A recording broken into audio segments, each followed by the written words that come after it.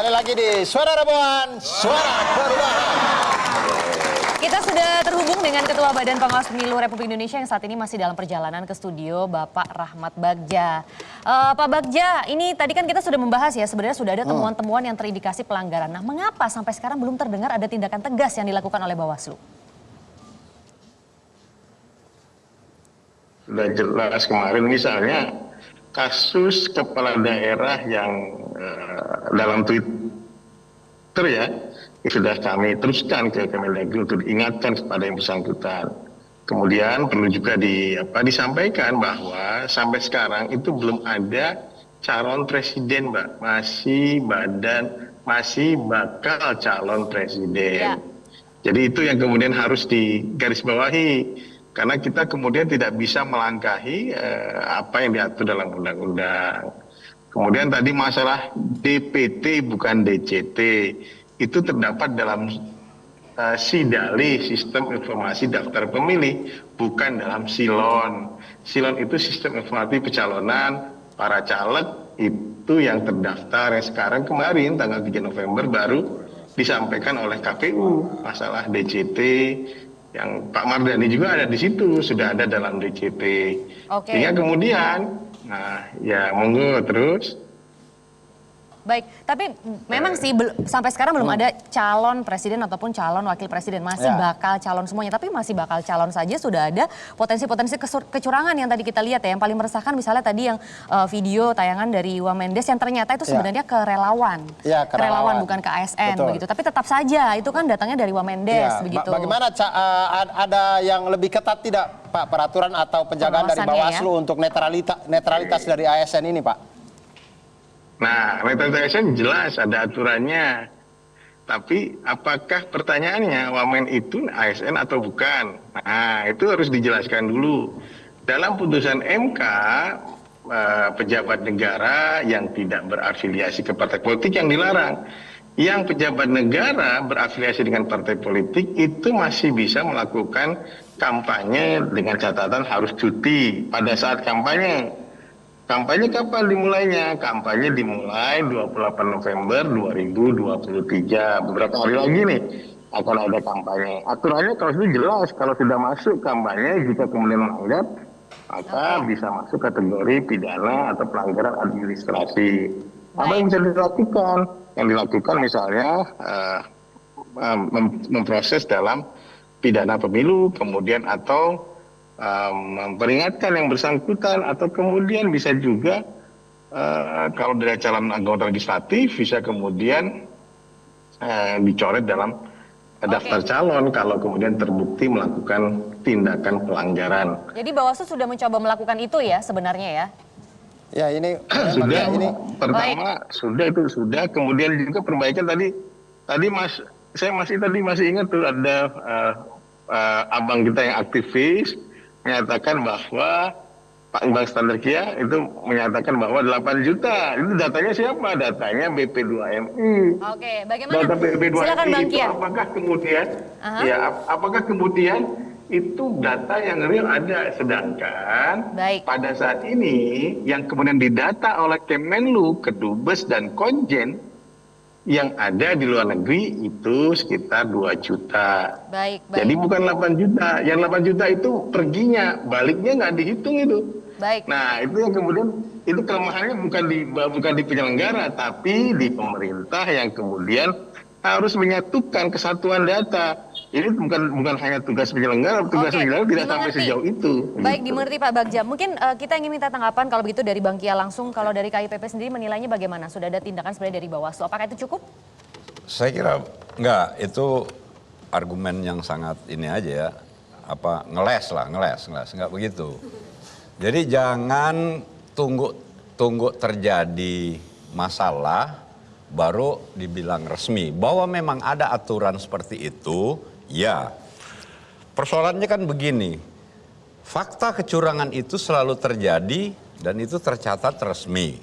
Ya kan, ketika diproses dia tidak pernah, hasil prosesnya itu putusannya tidak pernah bisa memberi dampak signifikan terhadap perbaikan kualitas pemilu. Itu yang selalu terjadi. Jadi ini kan nggak berpikirnya yang esensial dong. Harusnya berpikir yang esensi bahwa kejadian atau temuan kecurangan itu nggak harus ditegur atau ditindak nanti tunggu jadwal ini gitu, jadwal kampanye. Orang kecebur dulu baru mau ditolong begitu kan? Baru mau dicegah kan nggak mungkin. Jangan begitu, berpikirnya yang esensi. Bukan terjebak dengan soal teknis-teknis Kalau waktu Bang Hensat begitu. idealnya sebenarnya gimana sih Bang? Kalau Untuk ideal perbaikan yang ngikutin sistem ini. undang-undang aja. Jadi kalau kemudian ada yang salah dengan undang-undangnya, Pak Mardhani tuh urusannya untuk mengubah undang-undang itu. Tapi kan begini Tapi sekarang. undang-undangnya kan bisa diubah di MK. Nah itulah dia. Makanya menurut saya ada yang lebih tinggi dari undang-undang dan hukum yang berlaku. Apa tuh? Kepatutan. Kepatutan. Bawaslu cek aja ini patut nggak begini. Kalau nggak patut disemprit lah. Masa pakai undang-undang dulu? Saya aja jadi Bawaslu kalau gitu Pak Bagja. Jadi banyak nih sekarang yang nggak patut tapi nggak disemprit. Ya begitulah kira-kira kan. Banyak nih Pak Bagja ternyata. Gimana tuh Pak Bagja? Jadi gini saya tambahkan Ya, ya. sebentar, silakan. Pak Bagja. Ini yang lagi rame soal putusan MK kemarin nomor 90. Kenapa tiba-tiba besoknya KPU langsung bikin surat tindak lanjut edaran itu kan? Dia kan masih pegang ada PKPU-nya. PKPU. PKPU-nya itu yang belum berubah. Belum diubah ternyata. Soal batas usia 40 tahun, dia bikin surat tindak lanjut. Nah ini juga harusnya Bawaslu tegas soal ini. Oke. Tidak boleh mengalir begitu. Ketika ada kontroversi, kritik-kritik dari publik secara luas, baru KPU bersurat ke Komisi 2, mau konsultasi. Jangan barang itu udah jadi, baru mau dijustifikasi. Baik. Ini logika. Bang Mardhani, begitu. silakan Usul mungkin begitu. boleh menambahkan juga. Ya kan? Saya karena sama Bagja satu mitra komisi, saya jelasin sedikit saja. KPU dan Bawaslu itu memang bekerja berdasarkan undang-undang. Jadi dia tidak bisa membuat norma baru. Ya. Karena itu yang melakukan kecurangan ini juga canggih, Maria. Bilang di depannya lurus, di belakangnya lain, gitu loh. Bilang di depannya netral, di belakangnya kebijakan lain. Dan Siapa itu yang bisa begitu sih? ya nggak bisa ditindak oleh KPU Bawaslu kayak tadi. Saya nanya juga waktu RDP tuh ke KPU. Kenapa bikin surat? Karena pandangan mereka keputusan MK itu final dan mengikat. Sementara waktu pendaftaran kan 16 buat keputusan, tanggal 19 pendaftaran sampai 25. Cuma waktu 3 hari. Saya bilang mesti di 3 hari itu kirim surat agar ada RDP sehingga PKPU bisa dibuat di antara itu. Mereka kirimnya 23, tapi mereka bilang mereka harus merespon dulu. Responnya dalam bentuk surat edaran. Kami kritik juga surat edaran itu. Tetapi di banyak kasus yang dilakukan KPU benar juga karena MK itu final mengikat. Mereka khawatirnya di situ. Kayak tadi Bagja bilang ada yang kasus Wamendes segala macam. Ketika itu ada peluang pelanggaran, kita harus melengkapi prasyarat itu jadi temuan. Nggak bisa, pernah ada cerita, lapor ke Panwas kelurahan, ada bagi-bagi uang, Panwasnya datang. Bener ada bagi-bagi uang, tapi saat itu lagi arisan keluarga. Yang menang bagi-bagi uang, dianggap ya enggak. Nah, data itu makanya harus tetap benar, akurat, lengkap. KPU akan mengerjakan sesuai dengan aturan. Bawaslu juga, kami punya pengalaman di Pilkada DKI. 20 aduan kami ke Bawaslu DKI waktu itu Pak Bagja, Mbak Mimah sebagai ketua, 20-20 dikerjakan. Tetapi memang lengkap. Nah, saya menghimbau di sini, pokoknya KPU awasi, Bawaslu awasi, tetapi ada hukum sentimen publik sekarang. Mungkin Bawaslu nggak bisa bekerja, tapi ketika kita upload, itu ada Wamendes kita upload, itu jujurnya, itu karir politiknya sudah habis itu. Ada kemarin Bupati, wah saya menangkan, upload. Kita sekarang minta tanggapan Pak Bagja ya. Sekarang memang era hukum sentimen publik. Setiap kita tuh jurnalis. Jadi KPU biar bekerja, Bawaslu kita awasi, tapi publik awasi dengan cerdas. Jadi harus viral dulu gitu kali. Iya, memang harus viral dulu karena memang ya itu tadi, maksudnya kita lapor tapi kalau buktinya kurang atau apa juga susah juga. Nah, yang ngerjain pinter, nggak lengkap. Kamu nih kampanye. Namanya kampanye itu 4. Visi, misi, program, citra diri. Visi, misi, program iya, tapi nggak ada citra diri. Kita laporin, nggak jadi. temuan itu gitu. Oke, Pak Bagja, Canggih tuh berarti gimana? ya. Canggih ya Yang bikin ternyata. undang-undang maksudnya. Jadi ribet gitu. Ini Pak Bagja kan nggak salah tuh, dia kan ngikutin undang-undang aja. Terserah aja Hensat mau ngomong kepatutan kayak mau ini kayak mau itu, pokoknya nggak ada di undang gua aman. Oke, jadi gimana Pak Bagja? Ternyata tanggapannya Pak Bagja. Ternyata kalau nggak ada di undang-undang bisa ini ya, bisa lolos gitu. Dan katanya tadi juga ngeles nih. Ngeles, kalau dikatakan ngeles ya enggak. Pertama, misalnya ya tadi masalah DPT ya, DPT sudah kita sampaikan juga kepada KPU bahwa ada masukan tentang DPT.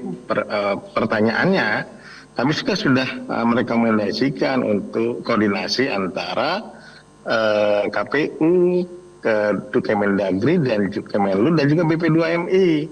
Ini untuk apa? Untuk menjelaskan kepada publik data mana yang benar tentang masalah tadi imigran. Nanti jangan sampai digoreng lagi. Ada 25 juta data bermasalah DPT, tapi datanya tidak ada. Kan itu pertanyaan-pertanyaan penting. Ketika di cross check tidak ada. Ini kejadian tahun 2019 kalau kita bisa buka. Karena saya jadi anggota Bawaslu tahun 2019. Jadi mengerti tentang DPT. Nah, kemudian DPT di luar negeri khususnya. Kemudian sekarang DPT di dalam negeri misalnya ada beberapa persoalan. Dan kemudian misalnya pelanggaran. Tadi apa yang sempat dinyatakan oleh Pak Mas Henry, Mas Hensat, mau menyalahkan undang-undang biar saya aja. Wah Mas, dicoba saja jadi anggota Bawaslu. Jika kemudian pakai kepatutan, kemudian kita Coba saja tuh Bang Hensat, mau nggak? Pak Bagja, saya ubah aja pertanyaannya. Jadi begini, menyambung tadi efek kepatutan tadi itu yang maksudnya kita ada kepatutannya gitu. Ada tidak yang menurut hati nurani Pak Bagja ini salah nih. Ya. Tapi kok bukti-buktinya kurang lengkap ya? Ada nggak kejadian seperti itu? akhirnya jadi Dan ketika lolos. kejadian seperti itu apa yang dilakukan oleh Bawaslu? Bagus pertanyaan. Ada Mas, ada. Misalnya pada saat ada satu kasus nih, tapi saya mau jemput kasusnya apa ya? Kasus pada pemilu kali ini kita itu sudah bukti sudah lengkap di PN menang, di PT kemudian di NO dilepas karena waktu menurut majelis pengadilan tinggi itu terlewati, padahal di PN-nya sudah menang, sudah benar bahwa terkena tindak pidana masalah persyaratan dokumen persyaratan. Secara hati nurani ini bermasalah. Kemudian satu lagi, misalnya Silon ya, misalnya yang bersangkutan itu menggunakan di surat penetapan pengadilannya tidak pernah dipidana. Ngeri itu, tidak pernah dipidana. Tapi kami punya bukti yang bersangkutan itu pernah dipidana. Namun kemudian ini orang tetap lolos di DCT. Nah, jadi inilah yang kemudian jadi persoalan.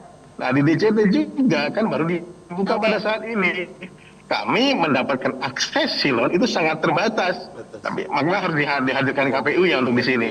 Nah, ini persoalan. Nah, itulah yang kemudian secara hati nurani, Mas mau nggak ada calon yang tidak kemudian secara terus terang menyatakan dirinya pernah terpidana. Saya secara hati nurani sebagai penyelenggara nggak tega masyarakat kemudian harus tidak diberikan informasi seperti ini. Kemudian ada calon juga yang misalnya diindikasikan ijazahnya bermasalah. Nah, itu tetap jadi calon misalnya di DCS. Nah, itu yang kemudian kami kritik kemudian di KPU kemudian disampaikan. Nah, ini proses terjadi. Nah, itu yang kemudian secara nurani ini bermasalah nih. Tapi karena buktinya tidak lengkap, maka mau tidak mau lolos gitu. Kemudian misalnya, ini bukti sudah clear, uangnya ada, politik uangnya terjadi, tapi uang yang digunakan itu uang pribadinya. Jadi uang yang sudah dikasih oleh masa caleg itu dia belanjakan. Kemudian uang yang kemudian dihadirkan dalam persidangan, dalam penyelidikan itu uang yang bersangkutan dari dompetnya bersangkutan, bukan jadi selalu uang ada cara dari ngeles pemberian gitu ya caleg. Pak ya? Dari permasalahan-permasalahan pemilu ini. Iya. Ya, Oke. mungkin di pemilu precise, butuh Mas. VAR seperti di sepak bola Jadi- mungkin. Jadi Karena ketahuan. Maria namanya maling selalu lebih pandai dari polisi. Ya. Jadi oke baik. Ini kita masih mau bahas ya. Sebenarnya di mana letaknya nih? Kenapa masih bisa ada maling-maling dalam pemilu itu tadi ya, tapi- yang bisa set Benar, gesit benar, banget benar, gitu. benar, Apa sih yang benar, harus benar, diperbaiki? Akan kita bahas, tapi kita terima kasih juga Iya. buat Pak Rahmat Bagja yang sudah bergabung bersama kami. Hati-hati di jalan, Pak. Terima Iya. kasih banyak, Bapak. Saya Oke, sekali tidak pokoknya- bisa hadir di studio, tapi terima kasih sudah memberikan informasi bersama kami Dan di sini. kita akan bahas terkait maling-maling itu lagi, tapi jangan kemana-mana, tetap di Suara Robohan, Suara Perubahan. Keren.